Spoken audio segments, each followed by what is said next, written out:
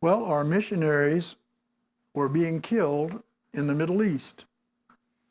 And I talked to Hassan this morning, very early. I got up early so I could talk to him in the Middle East, and I did talk to him.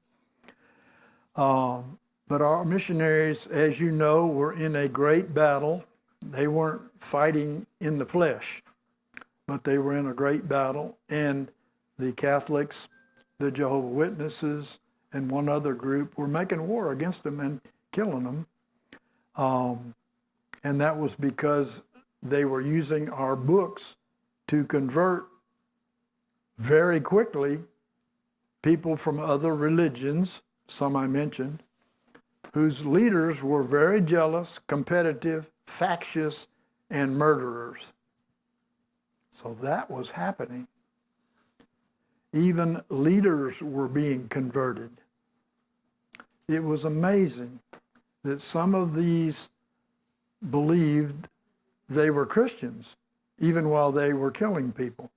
Well, it's kind of like when they were Muslims, a good portion of them were Muslims at one time, and they were converted to Catholicism, JWs, and other religions, you know. But they kept the murder with them. As you know, they're famous for murder. So it was amazing that some of these believed that they were Christians, but they obviously were not. And they were not reading the Bible.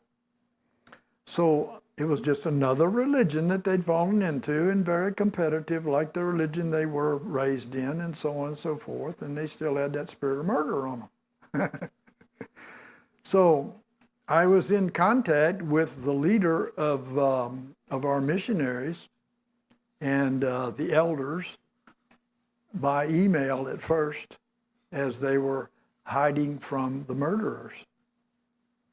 And the Lord, through his angels, were killing groups of the enemies when they endangered the Christians. This was happening. There was no wounds on them. They just fell dead.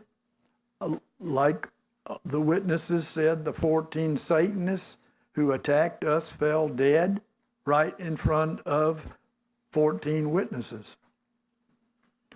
And the Lord told me the day before that at 7 o'clock this was going to happen. The witnesses were there. I had already warned Eve. She was one of the witnesses there. And when it happened, that's what happened. They all fell dead. Not a wound on them. They all fell dead.